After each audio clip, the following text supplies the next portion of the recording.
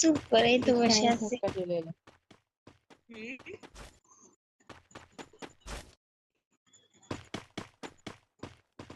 কি সুন্দর লাগছে। দুজনকে কি সুন্দর লাগছে। আর একজন গাছের বসে চুপটা করে আমাদের কথা শুনতেছে পলাই পলাই। এটা এই ছেলেটা কোথা থেকে আসছে রে বিষ্ণু?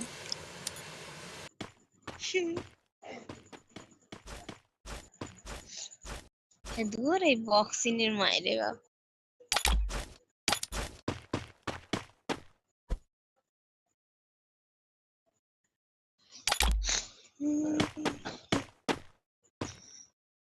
তুলিছিস বিস্কুটটা বন্ধ।